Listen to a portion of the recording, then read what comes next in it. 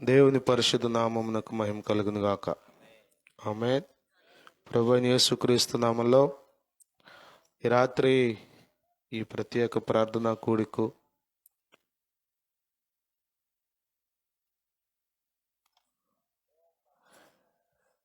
కూడి వచ్చిన మీ అందరికీ, అలాగే ఈ కుటుంబీకులకు వందనాలు. అందరికీ వందనాలు. దేవునికి స్తోత్రాలు. హల్లెలూయా, హల్లెలూయా. సామెతల గ్రంథం 3వ అధ్యాయం మొదటి నుండి కొన్ని మాటలు జాగ్రత్తగా గమనించుకుందాం. ప్రియమైన వారలారా, దేవుని వాక్యం చాలా శ్రేష్టమైంది. అది మన జీవితాలకు మేలు కలిగించేది. సరైన మార్గంలో మన జీవితాలను నడిపించుకోవడానికి ఒక దిక్సూచిలాగా పనిచేస్తుంది. కాబట్టి కొద్ది సమయం మీరు దేవుని వాక్యం వినాలని ప్రేమతో మీకు తెలియపరుస్తున్నాను. సామెతల గ్రంథం 3వ అధ్యాయం మొదటి నుండి చూద్దాం. నా కుమారుడా, నా ఉపదేశమును మరువకము, నా ఆజ్ఞలను హృదయపూర్వకముగా గైకొనుము. చూడండి, ఇక్కడ ఈ సామెతల పుస్తకాన్ని రచించింది దావీదు కుమారుడు, జ్ఞాని అయినటువంటి సొలొమోను. బైబిల్లో చెప్పబడిన మాట ఏంటంటే, చరిత్ర ప్రకారంగా కూడా మనం జాగ్రత్తగా గమనిస్తే, ప్రశాంతం కూర్చుంటే ఆ ఫ్యాన్ పెట్టేసి కూర్చోండి, మీకు తిరగొద్దు. ఫ్యాన్ పెట్టేసి కూర్చోండి.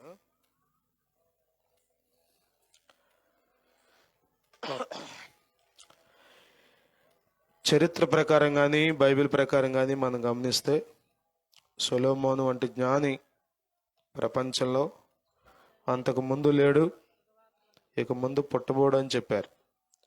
అంత జ్ఞానవంతుడు సొలొమోను. దేవుని స్తోత్రం. సొలొమోను చాలా అద్భుతమైన సంగతులు రాశాడు. సొలొమోను రాసిన పుస్తకాలు 3: సామెతల గ్రంథం, ప్రసంగి, పరమగీతం. 3 దశలలో తన వయసులో 3 రకాల దశలలో ఈ 3 పుస్తకాలు రాసినట్లుగా బైబిల్ పండితులు చెప్తారు. యవన కాలంలో పరమగీతం పుస్తకాన్ని రాశాడు. నడి వయసులో సామెతల గ్రంథాన్ని రాశాడు. వృద్ధాప్యంలోకి వచ్చిన తర్వాత ప్రసంగి గ్రంథం రాశాడని చెప్తారు. సొలొమోను చాలా జ్ఞాని. కానీ యేసు ప్రభు అన్నాడు, సొలొమోను కంటే గొప్పవాడు ఇక్కడ ఉన్నాడు అని చెప్పాడు, తనను గురించి తాను మాట్లాడుకుంటూ. కాబట్టి సొలొమోను కంటే గొప్పవాడు మన ప్రభు అయిన యేసుక్రీస్తు. ఆయన జ్ఞానానికి ఆధారమైన వాడు. స్తోత్రం, హల్లెలూయా. ఇక్కడ మనం చదివితే అంటున్నాడు, నా కుమారుడా, నా ఉపదేశమును మరువకము. సహజంగా మనం మరిచిపోయే గుణాన్ని కలిగి ఉంటాం. మనోహర్, మరిచిపోయే గుణాన్ని కలిగి ఉంటాం. మేము చదువుకునే రోజుల్లో ఫర్గెటింగ్ అనేది ఒక పాఠం. ఫర్గెటింగ్ అంటే మర్చిపోవడం. ఫర్గెట్ అనే ఇంగ్లీష్ పదానికి అర్థం ఏంటంటే మర్చిపోవుట అని. ఫర్గివ్ అంటే క్షమించుట అని. Man gets gets gets and forgets అన్నారు. మనిషి అంట అన్నీ పొందుకుంటాడు, మర్చిపోతాడంట.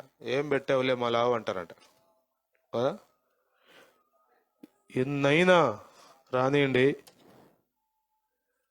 వచ్చినవన్నీ స్వాహా చేసేస్తారు.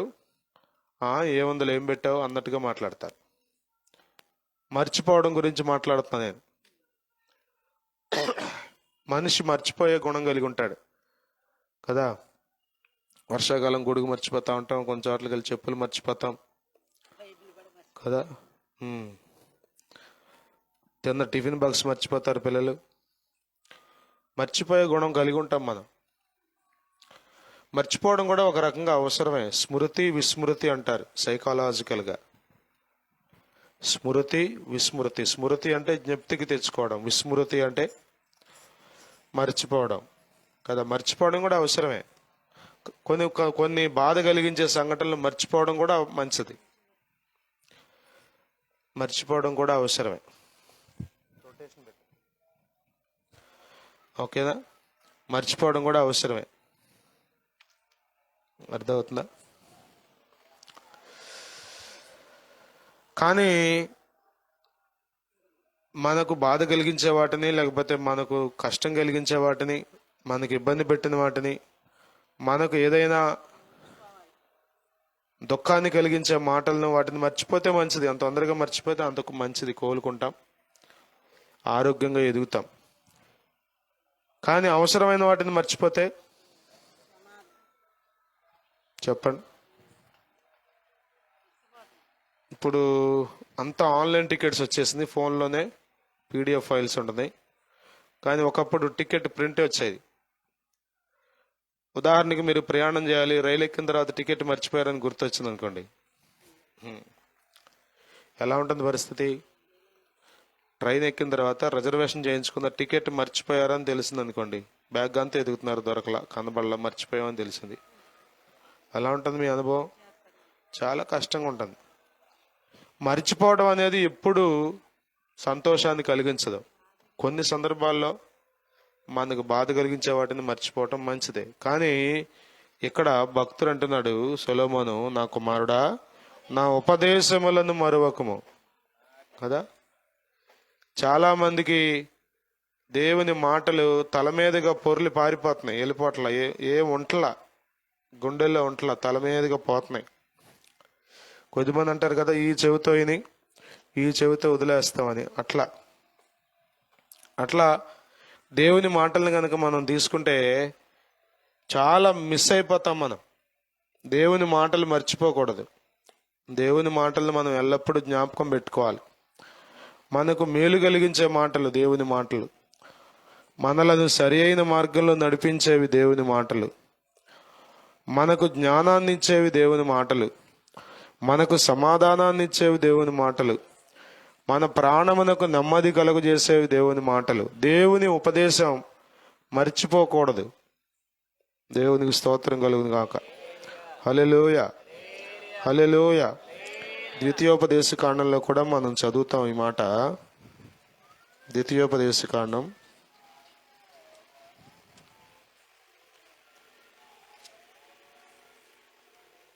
6వ అధ్యాయం 12వ వచనం. దాసుల గృహమైన ఐగుప్తు దేశములో నుండి నిన్ను రప్పించిన యెహోవాను మరువకుండా నీవు జాగ్రత్త పడు. ఇశ్రాయేలీయులతో దేవుడైన యెహోవా మోషే ద్వారా మాట్లాడుతూ అంటున్నాడు, నిన్ను దాసత్వము నుండి, బానిసత్వము నుండి విడిపించి, భయంకరమైనటువంటి పాపపు సంఖ్యల నుండి, ఐగుప్తు అనుభవాల నుండి విడిపించి, నిన్ను పాలు తేనెలు ప్రవహించే దేశానికి నడిపిస్తున్న నీ దేవుడైన యెహోవాను మరువకుండా నీవు జాగ్రత్త పడాలి. దేవునిని మర్చిపోయే ప్రమాదం ఉంది. దేవుని పాటించుట, అనుసరించుట, దాని ప్రకారం జీవించుట మర్చిపోకుండా జాగ్రత్త పడు. అదే సమయంలో ఏవైతే వింటున్నావో వాటిని హృదయపూర్వకముగా నీవు గైకొనాలి. భక్తి బలవంతంగా చేసేది కాదు. కొద్దిమంది గోల, బలవంతంగా మతాలు మార్చేస్తున్నారని. ఎవరు మార్చగలరు అసలు చెప్పండి? ఒక మనిషిని ఎవరు మార్చగలరు? భక్తి హృదయ సంబంధమైంది, హృదయపూర్వకంగా చేసేది భక్తి.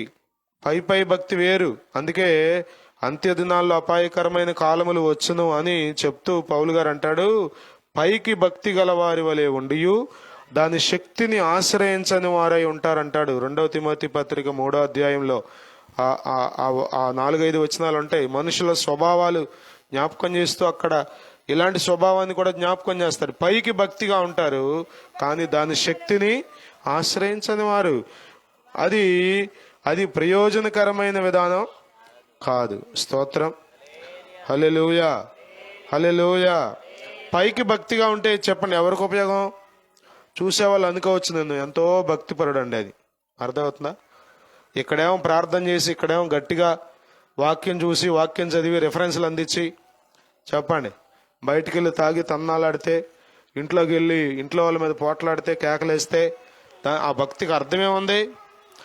భక్తి అది దీవెనకరమైంది కాదు. ఆ భక్తి నీకు మేలు కలుగజేయదు. ఆ భక్తి నీకు ప్రయోజనకరంగా, నీ బడులకు ప్రయోజనకరంగా ఉండే అవకాశం లేదు. అందుకే అక్కడ అంటున్నాడు, నా కుమారుడా నా ఆజ్ఞలను హృదయపూర్వకముగా గైకొనుము. దేవునికి స్తోత్రం కలుగును గాక. హల్లెలూయా. చిన్నప్పుడు భక్తి చేయాలంటే కష్టంగా అనిపిస్తుంది కదా, ఆడుకునే వయసులో, సరదాగా తిరిగే వయసులో చాలా కదా. కొన్నిసార్లు నాకు ఆదివారమే సెలవు కదా, అంతకుముందు రోజుల్లో కూడా ఆదివారం కూడా స్టడీ అవర్స్ పెట్టేవాళ్ళు మేము చదువుకున్నప్పుడు. కొన్నిసార్లు ఎప్పుడైనా ఆదివారం సెలవు దొరికితే ఆడుకుంటాకి వెళ్ళిపోతే మా అమ్మ నా వెనకాల వచ్చేసేది, నడు చర్చికి వెళ్ళిపోవాలి పదా అని. ఒక్కరోజు కూడా ఆడుకుందేమా, పిచ్చి క్రికెట్ అంటే పోయి ఆడేవాళ్ళం, అయినా కానీ వదిలేదు కాదు. ఒక్కరోజు చర్చికి వెళ్ళిపోతే ఏమయ్యేది అనేవాడిని, కలాయగుంటలోనే దేవుడు ఉన్నాడా, ఇక్కడ ప్రార్థన చేసుకుంటే లేడా అనేవాడిని. ఏడ్చుకుంటా పోయేవాడిని, తిట్టుకుంటా. అయినా కానీ వదిలిపెట్టేది కదా మా అమ్మ, లాక్కుపోయేది కలాయగుంట. మీకేం చెప్తున్నాను తెలుసా? ఒకవేళ చిన్న ప్రాయంలో, అర్థం కాని వయసులో నీకు కష్టం అనిపించినా, కానీ ఒక వయసు వచ్చిన తర్వాత, అవగాహనలోకి వచ్చిన తర్వాత, ఒక జ్ఞానం నీకు అర్థమైన తర్వాత, నీవు భక్తి ఎలా చేయాలంటే హృదయపూర్వకంగా చేయాలి. దేవుని స్తోత్రం. ఇప్పుడు ఈ పిల్లలు ఉన్నారే, ఎప్పుడు అవకాశం దొరుకుద్దా ఏదో ఒక రకంగా ఆడుకుందామని చూస్తారు. కూర్చునే ఎక్కడికి వెళ్ళిపోయి ఆడుకోవడం కాదు, ఇక్కడే ఆడేస్తూ ఉంటారు. ఊరికే భక్తుల్లాగా ముసుగేస్తారు కదా. మరి ఎక్కడ నేర్చారు? గట్టిగా వేస్తున్నారు ముసుగు మధ్యన వేసి, చక్కగా యేసు రక్తమే జయం. భక్తి లేకపోతే దైవికమైన వాక్యపు అనుభవాలు ఎలా ఉండాలంటే హృదయపూర్వకంగా గైకొనాలి. హృదయపూర్వకంగా. దేవుని స్తోత్రం. హల్లెలూయా. నా కుమారుడా నా మాటలు పట్టుదలతో పట్టుకొనిమంటాడు. దేవుని మాటలు అంత తేలిగ్గా మీకు దొరకవు కదా. ఇర్మియా అంటాడు ఒక చోట, ఇదిగో వాటిని దొరకగా నేను వాటిని భుజించి తిని, జుంటె తైన దారల కంటే అవి నాకు మధురమైనవిగా అనిపించాయి అంటాడు.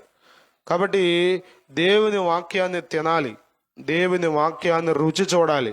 దేవుని మాటల సారాన్ని మీరు పట్టుకుంటే మీరు హృదయపూర్వకంగా వెంబడిస్తారు దేవుణ్ణి. దేవునికి స్తోత్రం కలుగును గాక. హల్లెలూయా. మరి చరిత్రలో చదివితే క్రైస్తవులకు కలిగిన హింసలు మరి ఏ భక్తి చేసే వాళ్ళకి కలగల.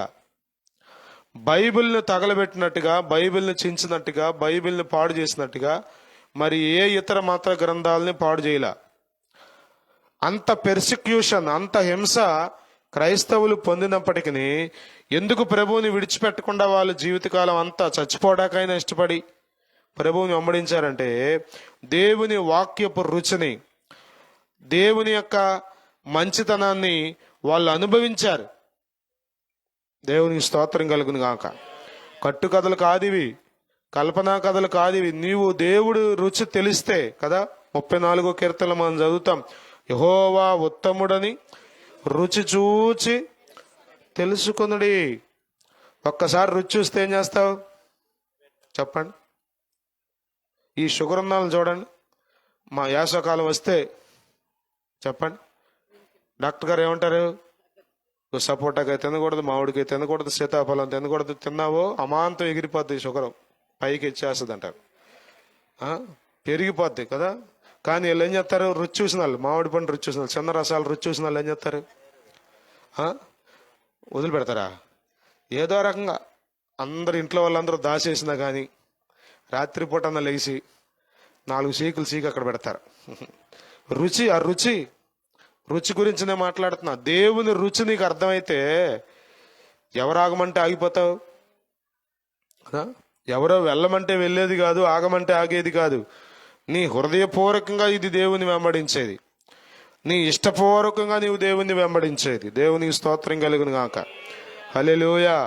నా కుమారుడా, నా ఉపదేశములు మరువకము, నా ఆజ్ఞలను హృదయపూర్వకముగా గైకొనుము. నేను మీకు ఏం జ్ఞాపకం చేస్తున్నా అంటే, దేవుని మాటలను మనం మర్చిపోకుండా హృదయపూర్వకంగా పాటించాలి. కొద్దిమంది బలవంతంగా, పాస్టర్ గారు చూస్తున్నాడు సరిగ్గా లేదు, లోపల భయం లేదు కదా. రకరకాల అనుభవాలు ఉన్నాయి మనుషుల జీవితాల్లో, భక్తుల జీవితాల్లో, క్రైస్తవుల జీవితాల్లో. ప్రాణాలు బలి ఇచ్చిరి,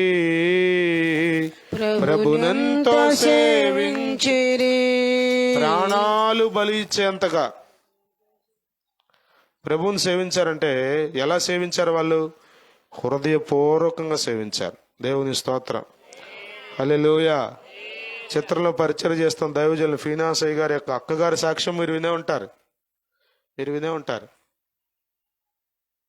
కంకుపాడ దగ్గర ఆమె యేసు ప్రభుని తెలుసుకున్న తర్వాత భర్త చాలా హింసించేవాళ్ళంట. అయినా కానీ ఒకరోజు క్రిస్మస్కి వెళ్ళడానికి ఆశపడి వెళ్ళిందంట. వచ్చేసరికి ఆయన ఉన్నాడంట. అయ్యగారు చెప్పిన సాక్ష్యం ఏంటంటే, ఆమెను చంపి ఈ హై టెంపరేచర్లో బాయిలర్స్ ఉంటాయి ఈ ఆటో నగర్, గుంటూరు ఆటలో ఈ ఐరన్ వీటన్నిటిని మెల్ట్ చేసేసే ఉంటాయి. అలాంటి దానిలో పడేసి కొద్ది బూడిద తీసుకొచ్చి ఇచ్చాడంట. ఎదిగో మీ అక్క బూడిదని. ఆమె చేసింది ఏంటంటే, క్రిస్మస్ నాడు చర్చికి వెళ్ళింది అంతే.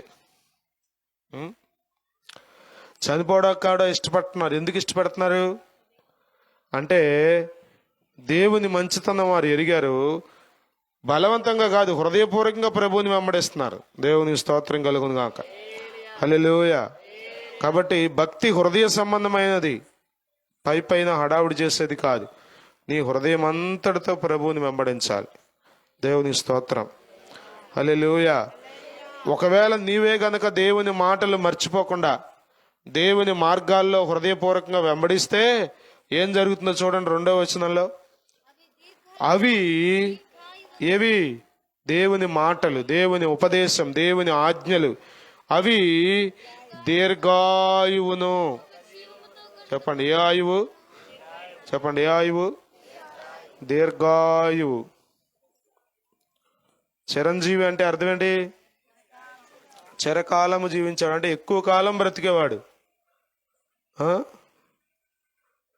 ఎక్కువ కాలం ఎవరు బ్రతుకుతారు అంటే చూడండి ఏమన్నారు ఇక్కడ, అవి దీర్ఘాయువును, సుఖజీవముతో కూడిన సంవత్సరములను, శాంతిని నీకు కలుగుజేయును. దేవునికి స్తోత్రం. నీవు దేవుని మార్గాలను వెంబడిస్తున్నావా? వాక్యాన్ని మర్చిపోకుండా జాగ్రత్తగా వాక్య ప్రకారం జీవిస్తున్నావా? స్తోత్రం. హల్లెలూయా. తప్పనిసరిగా వాక్య ప్రకారం జీవించాలి మనం. మీరు వాక్య ప్రకారం జీవించే వాళ్ళైతే లోకం మిమ్మల్ని వెర్రివారిగా చూస్తుంది, లోకం మిమ్మల్ని ఎగతాళి చేస్తుంది. అయినా కానీ హృదయపూర్వకంగా దేవుని వాక్యానుసారంగా మీరు జీవించడానికి కనుక ఇష్టపడితే, అబ్బో దేవుడు ఎన్ని మేలు చేస్తాడో, ఎన్ని కార్యాలు చేస్తాడో. దేవుని స్తోత్రం. హల్లెలూయా. హల్లెలూయా. దేవుని వాక్య సారాంశము సత్యం. దేవుని వాక్య సారాంశం అంతా సత్యం. అందులో అబద్ధం లేదు, కల్పిత కథలు లేవు, నిన్ను పాడు చేసేవి లేవు, నీకు మేలు చేసేవి ఉన్నాయి. దేవునికి స్తోత్రం కలుగును గాక. హల్లెలూయా. హల్లెలూయా. అర్థమవుతుంది మీకు? బైబిల్ చాలా క్లియర్గా 15వ కీర్తన మీరు చదివితే లంచం పుచ్చుకుందని రాయబడింది, తన ద్రవ్యము వడ్డీకి ఇయ్యడని రాయబడింది, ప్రమాణం చేయగా నష్టం కలిగినను మాట తప్పడని రాయబడింది. ఇది దేవుని బిడ్డల లక్షణాలు.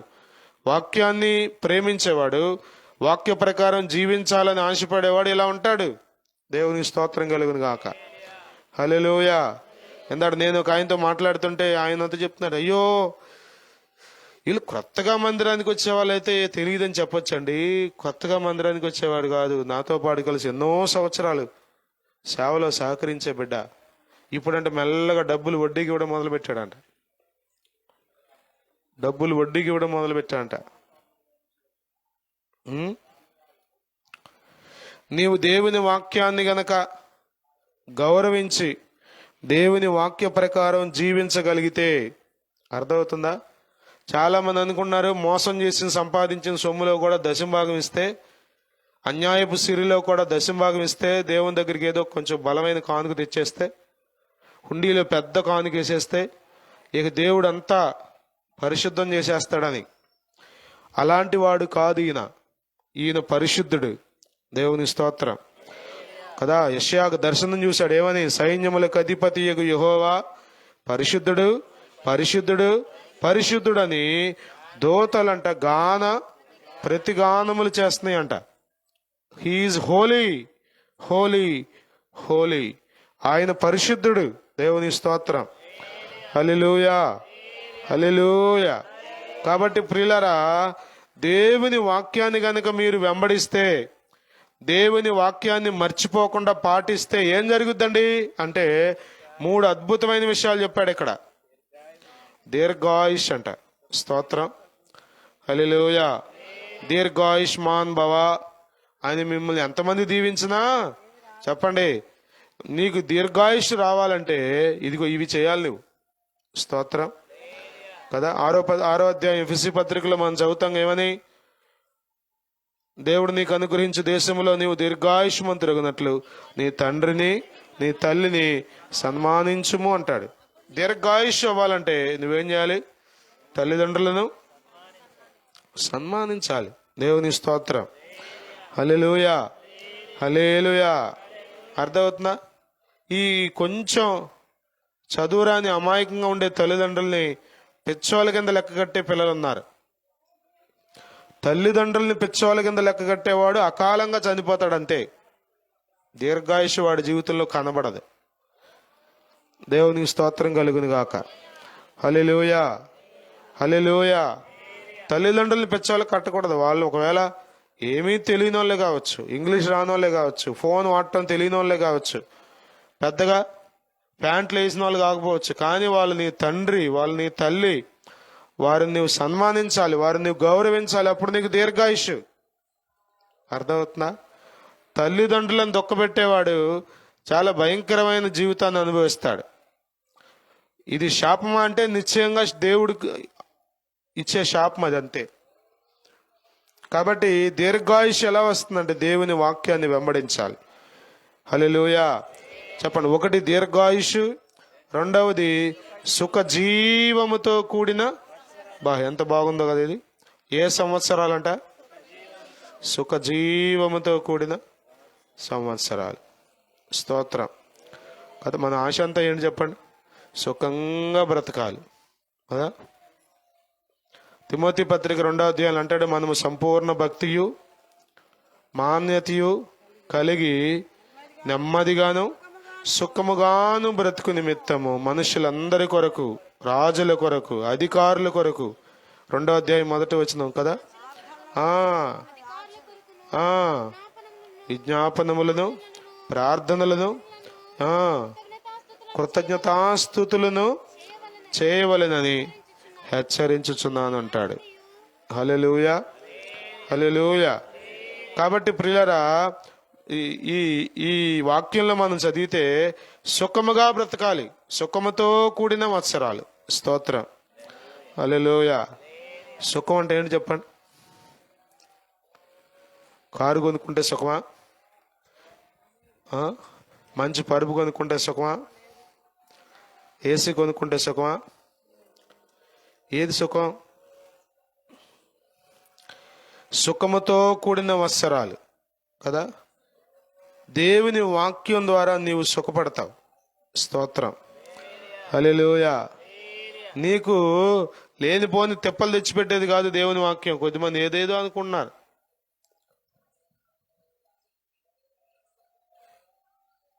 నీవు దేవుని వాక్యాన్ని వెంబడించే వ్యక్తివైతే నీకు దీర్ఘాయుష్ కలుగుతుంది. 2వది సుఖజీవముతో కూడిన వత్సరాలు కలుగుతాయి. మూడవది శాంతి. శాంతి. స్తోత్రం. హల్లెలూయా, హల్లెలూయా, హల్లెలూయా. పలుకులలోని శాంతి సుధా అనగా కురిసే గదా, పలుకులలోని శాంతి కదా. తొలకరివానగా కురిసే గదా, మలమల మాడిన మానవ హృదయం, మలమల మాడిన మానవ హృదయం కలకలలాడే గదా. సిల్వధరా పాపహరా శాంతికరా. హే ప్రభు యేసు, హే ప్రభు యేసు, హే ప్రభు యేసు, హే ప్రభు యేసు, హే ప్రభు. హల్లెలూయా. యేసయ్య, కొద్దిమంది యేసయ్యను శాంతి దూతగా వర్ణిస్తారు. శాంతి దూత కాదు ఆయన, శాంతి దాత. స్తోత్రం. చెప్పండి, ఆయన ఎవరు? చెప్పండి. శాంతి దాయకుడు అనగా శాంతిని అనుగ్రహించేవాడు, శాంతిని ఇచ్చేవాడు.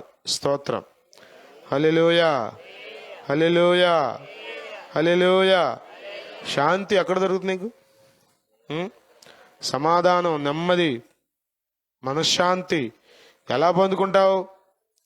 దేవుని వాక్యమును వినుట ద్వారా, దేవుని వాక్యమును జ్ఞాపకం ఉంచుకున్నట ద్వారా, దేవుని వాక్య ప్రకారము జీవించట ద్వారా దేవుడు నీకు శాంతినిస్తాడు.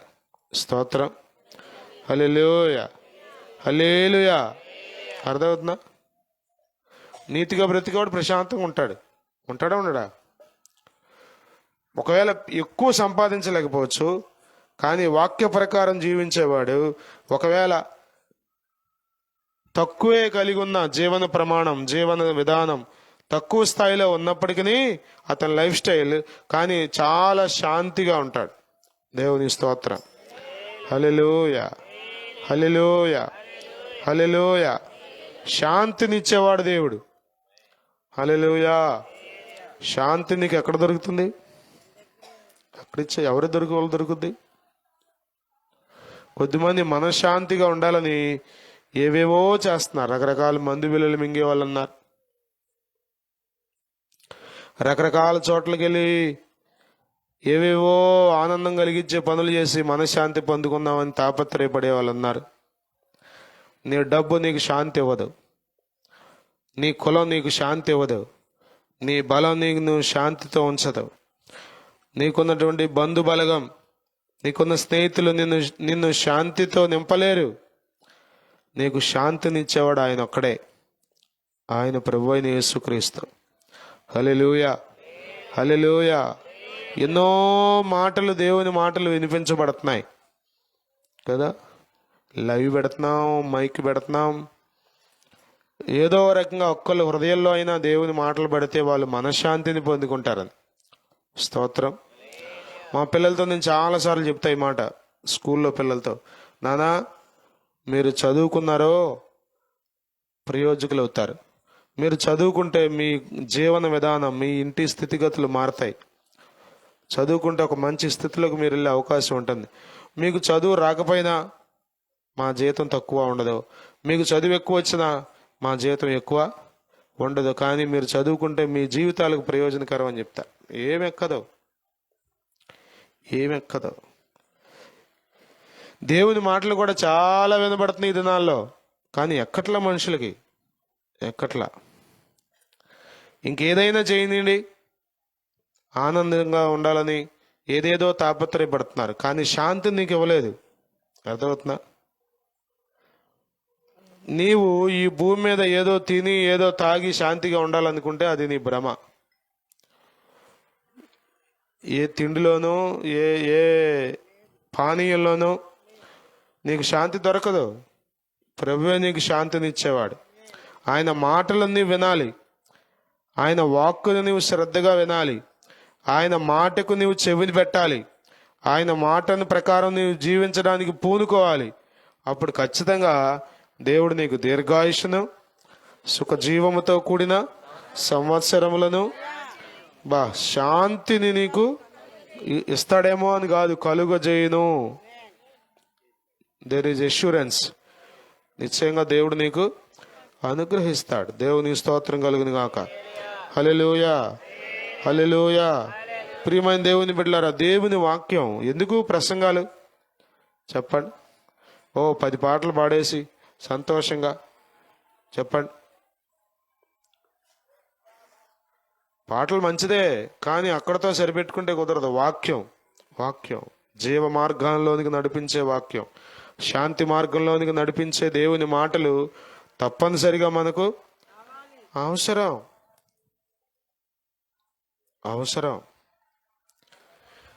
వాక్యం వినడానికి మనుషుల కంటే ఇష్టం లేదంటే ఈ రోజుల్లో కదా. దురద చెవులు అన్నాడు, కల్పన కథలకు చెవినిచ్చే కాలం అన్నాడు. అర్థమవుతుందా? ఇలాంటి మనుషులు కూడా ఉన్నారు, వాళ్ళకి శాంతి దొరకదు. కాలక్షేపపు కబుర్లు, కల్పనా కథలు వినే వాళ్ళకి శాంతి దొరకదు. దేవుని వాక్యాన్ని వినాలి, దేవుని వాక్యాన్ని అంగీకరించాలి, దేవుని వాక్యం పరిశోధించి చదువుకోవాలి. అప్పుడు నీవు దీర్ఘాయుష్మంతుడిగా దీవించబడతావు, కృప పొందుకుంటావు. దేవుని స్తోత్రం. హల్లెలూయా, హల్లెలూయా. నేను ముగిస్తున్నాను. ఇక్కడ చూడండి అంటున్నాడు, అవి దీర్ఘాయువును, సుఖజీవముతో గడుచు సంవత్సరములను, శాంతిని నీకు కలుగజేయును.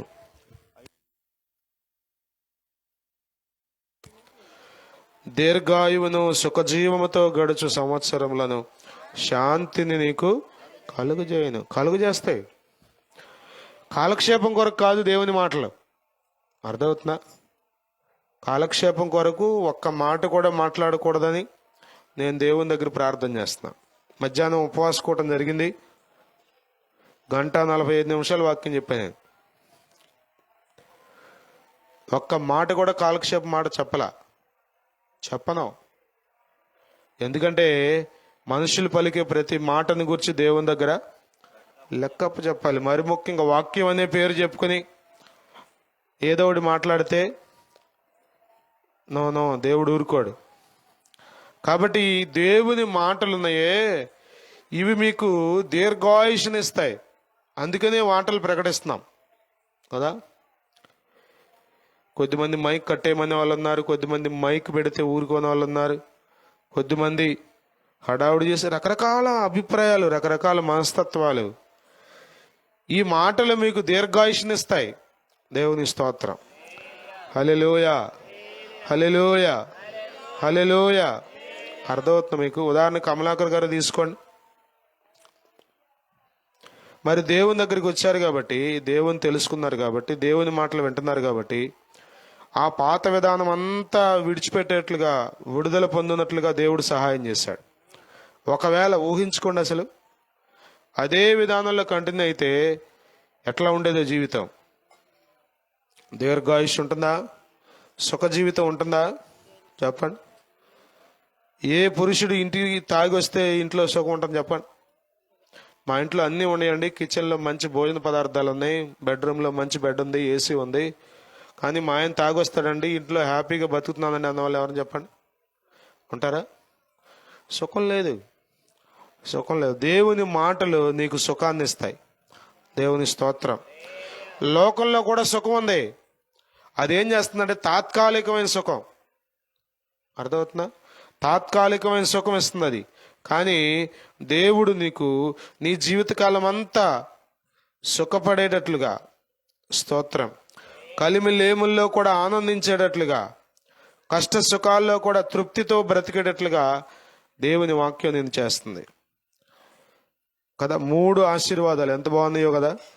దీర్ఘాయువును, సుఖజీవముతో గడుచు సంవత్సరములను, శాంతిని నీకు కలుగజేయును. ఏవి? దేవుని ఉపదేశం, దేవుని మాటలు. ఇంకా చదవండి, కిందకు వస్తే 3వ వచనంలో, దయను సత్యమును ఎన్నడును నిన్ను విడిచిపోనీయకము. బా విడిచిపోనియొద్దు. అంటే ఏంటిది? దయను సత్యమును ఎన్నడూ విడిచిపెట్టద్దు. దయ అన్నాను ఒకసారి. దయ. ఆయన ఎవరు? దయానిధి మారన్న ఎవరో ఉన్నారు తమిళనాడులో. దయా కృపానిధి నీవే ప్రభు, దయానిధి నీవే ప్రభు. యేసన్ గారు రాసిన పాట. హల్లెలూయా, హల్లెలూయా. దయను కలిగి ఉండాలి మనం. ఈ దినాల్లో చాలా కఠినమైన విధానాల్లోకి మనుషులు వచ్చేసారు. రఫ్నెస్. మరి ఎట్లా వచ్చిందో నాకు తెలియదు, కానీ రఫ్ అయిపోయారు. మాటలు కదా, కరుకైన మాటలు, ఆలోచన కరుకైన ఆలోచన, దయ లేదు అసలు. ఇక్కడ అంటున్నాడు దేవుని వాక్యంలో, దయను సత్యమును ఎన్నడూ నిన్ను విడిచిపోనీయకుము, వాటిని కంఠభూషణముగా. ఏటిని? నెక్లెస్ అంట. నెక్లెస్. కంఠభూషణం అంటే ఏంటి? మెడక తగిలించుకునేది కంఠానికి. అంతేనా? వడ్డాణం ఇది. కంఠభూషణం అంటే వడ్డాణమేనా? నెక్లెస్. ఏమి నెక్లెస్ ఉండాలంట? దయ. స్తోత్రం. హల్లెలూయా, హల్లెలూయా. అసలు ఈ పెళ్ళిళ్ళకి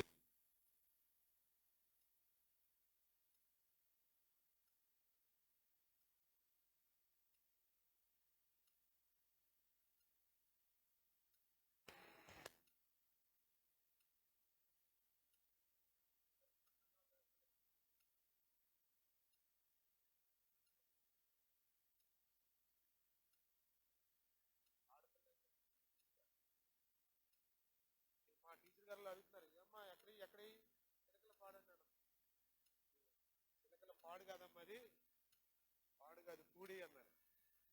అసలు చిలకల పోడుగైనా భలేగుండి అనుకున్నారు. ఏది కంఠభూషణం? చెప్పండి. దయ. స్తోత్రం. హల్లెలూయా. దయుందా? దయుందా? యేసు ప్రభుని గురించి రాయబడిన మాట ఏంటో తెలుసా? లూకాసు వార్త చూస్తారు ఒకసారి.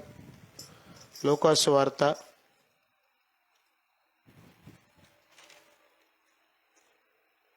4వ అధ్యాయం 22వ వచనం. యేసు ప్రభు 30 సంవత్సరాల యవనస్తుడిగా సేవ చేయడానికి వచ్చేసాడు. ఫీల్డ్లోకి వచ్చేసాడు ఆయన. అప్పటి వరకు తల్లిదండ్రుల దగ్గర పెరిగాడు.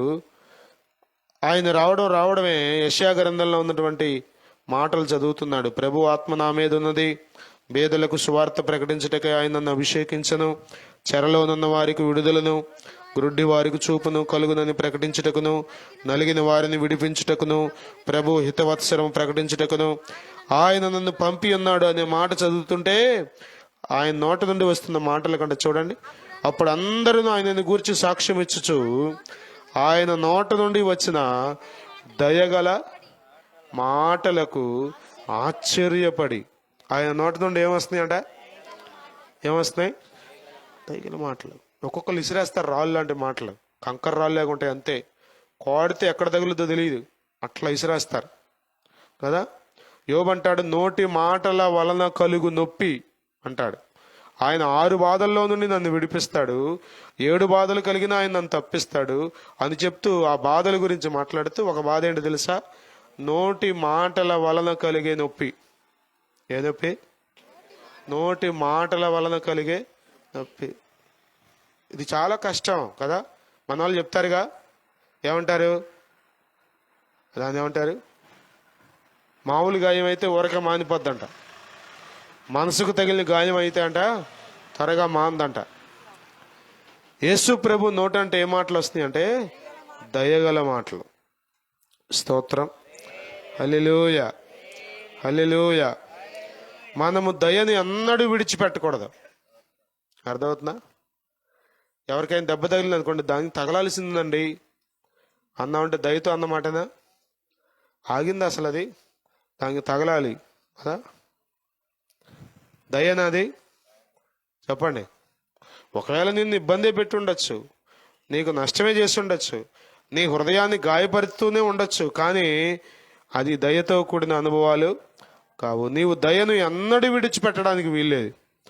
ఈ దయా సత్యము కదా, ఈ రెండు నీవు కంఠభూషణాలుగా ధరించుకోవాలంట. స్తోత్రం కలుగును గాక. హల్లెలూయా, హల్లెలూయా, హల్లెలూయా. అర్థమవుతుందా మీకు? కొద్దిమంది మెడలో గొలుసెత్తే ఈ పైగుండి తీసేస్తారు. ఎందుకని?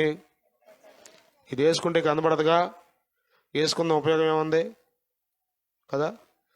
చేతికి ఏదైనా మంచి వాచ్ పెట్టారంటే చేతులు ఫోల్డింగ్ చేసేస్తారు, ఇక పైకి మడతెట్టేస్తారు. ఎందుకని? వేసుకుందే కనబడాలని, చూపించాలని. అంతేనా సంతోషం? అంతే. ఏం ధరించుకోవాలంట? దయ. మీ మీ మీ మీ మీరు దయను కలిగి ఉన్నారని జనులు చూసేవారికి అర్థం అవ్వాలి. స్తోత్రం. హల్లెలూయా, హల్లెలూయా. అర్థమవుతుందా? దయ, దయ. దయగల వారిపై దయ చూపించును, కఠినుల ఎడల వికటము జోపును. దయగల వారిపై దయ చూపించును, కఠినుల ఎడల వికటము జోపును. హల్లెలూయా, హల్లెలూయా. మీరు దయ కలిగి ఉంటే దేవుడు మీ పట్ల కూడా దయ కలిగి ఉంటాడు. స్తోత్రం. ఒక అధికారిగా ఉన్నావా? ఒక అధికారిగా ఉన్నావా? నా దగ్గరికి ఒక సహోదరు వచ్చింది, పేరెంట్. వాళ్ళ ఇంటి పేరు పోతుమోను. భర్త రీసెంట్గా చనిపోయాడు బాబు. పొలంలో పనిచేస్తానే సడన్గా కలుపు తీయడానికి వెళ్ళాడు. సడన్గా మరి అక్కడే హార్ట్ అటాక్ లాగా వచ్చింది, పొలంలోనే పడి చనిపోయాడు. 2 పిల్లలు.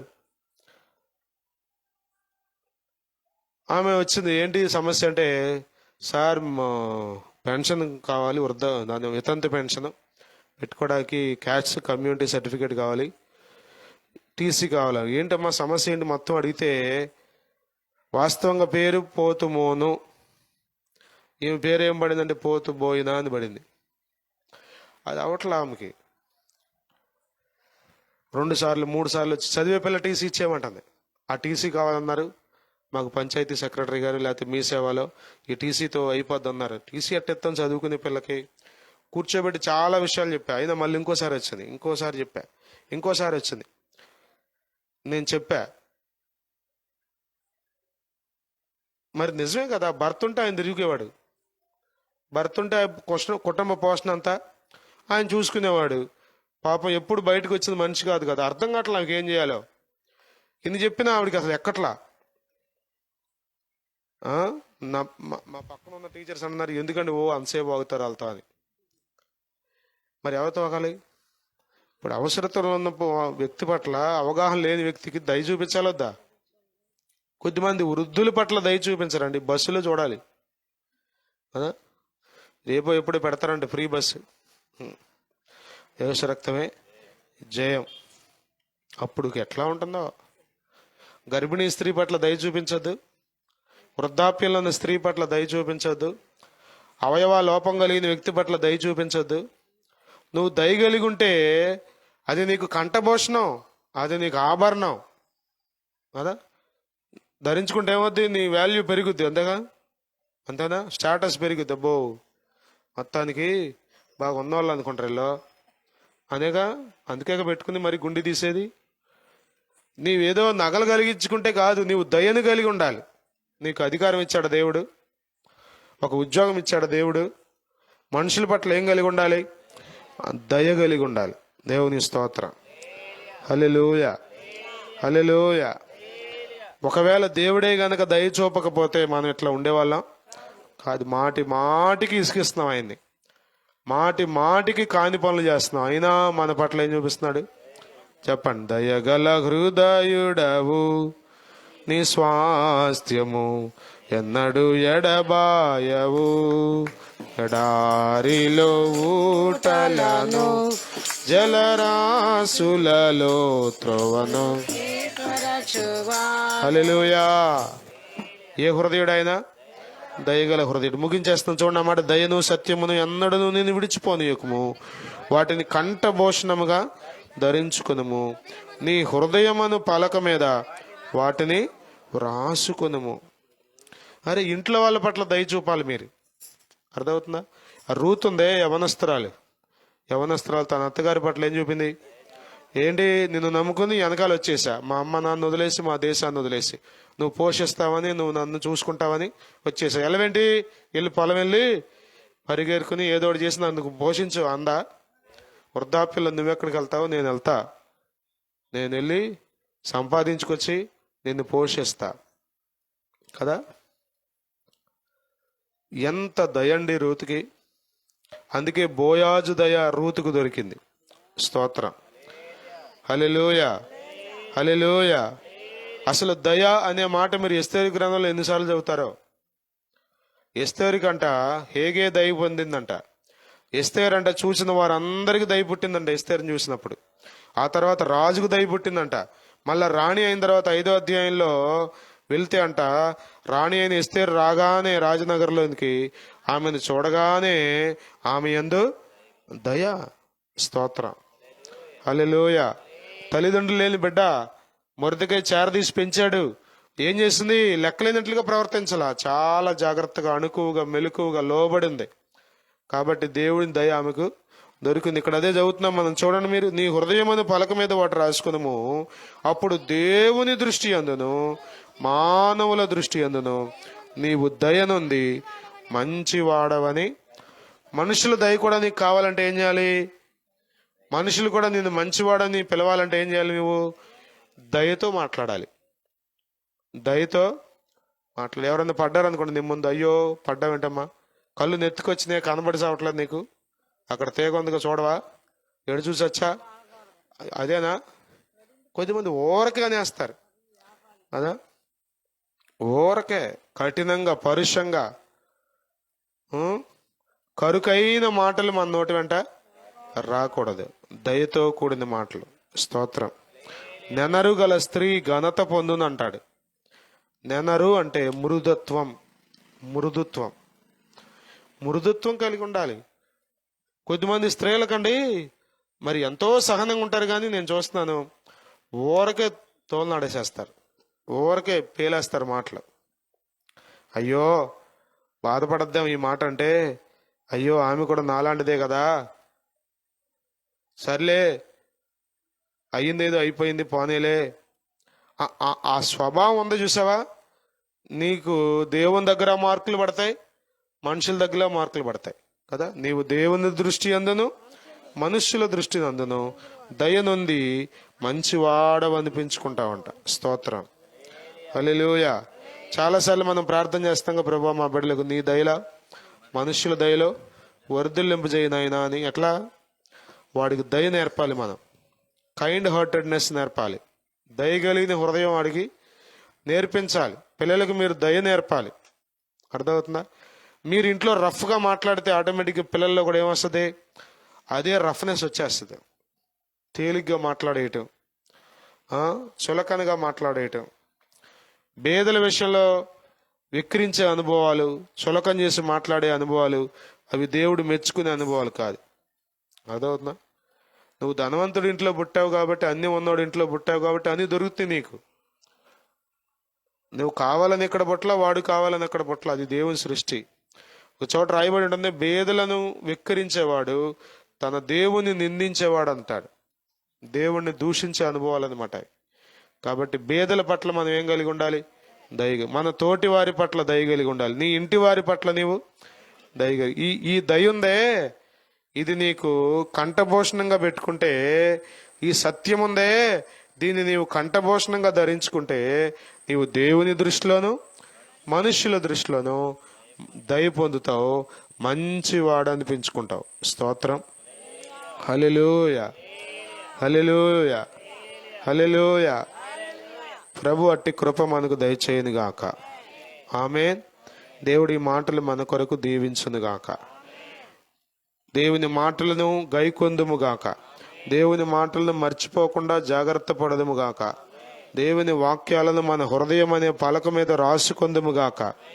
దేవుని దృష్టికి మనుష్యుల దృష్టికి దయ పొందుదుము గాక. దీర్ఘాయువును సుఖజీవముతో గడుచు సంవత్సరములను శాంతిని ప్రభు నద్ద నుండి పొందుకొందుము గాక.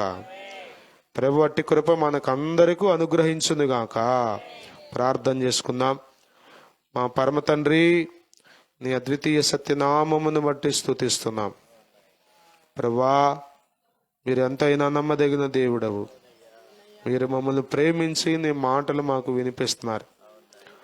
నాయనా, నీ మాటలు మాకు మేలే చేస్తాయని, అవి ఎంత మేలో ఈ రాత్రి మరొకసారి మాకు జ్ఞాపకం చేశారు. నీ మాటలు విని నీ మాటల ప్రకారం నడుచుకున్న వారు చెడిపోయినట్లు ఎక్కడా చూడలేదు మేము.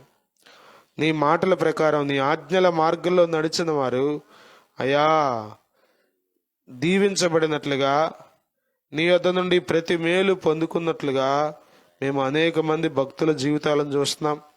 మా ముందున్న భక్తులను చూస్తున్నాం. ఇదిగో నీ వాక్యంలో కూడా మరొకసారి ఈ రాత్రి మా ముందు ఉంచావు.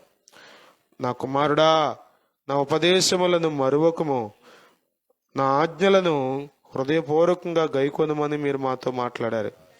ప్రభువా, మర్చిపోకుండా ఉండడానికి సహాయం చేయండి. వాక్యం ప్రభువా మర్చిపోతే మా జీవితాలు గురిలేని తెగిన గాలిపటాల్లాగా అయిపోతాయి. ప్రభువా, వాక్యం మీద ఆసక్తి దయచేయండి. వాక్యమును జ్ఞప్తిలో ఉంచుకోవడానికి సహాయం చేయండి. వాక్యమును హృదయపూర్వకంగా గైకొనడానికి సహాయం చేయండి. లోకరీతిగా అది కష్టం కావచ్చు, కానీ అయ్యా హృదయపూర్వకంగా నీ మార్గాల్లో నడవడానికి ప్రతి బిడ్డ హృదయాన్ని మీరు స్థిరపరచండి. తుది వరకు నిలిచే నిత్య నిర్ణయాలు బిడ్డలు తీసుకోవడానికి నీ యొద్ద నుండి శ్రేష్టమైన ప్రతి ఆశీర్వాదాన్ని ప్రతి బిడ్డ అనుభవించడానికి సహాయం చేయండి. నీ వాక్యంలో ఉన్న ఆశీర్వాదాలు మాకు మరొకసారి జ్ఞాపకం చేసినందుకు వందనాలు. దీర్ఘాయువును సుఖజీవముతో గడుచు సంవత్సరములను శాంతిని ఇస్తే అన్నావు. ఇదిగో నీవు దయ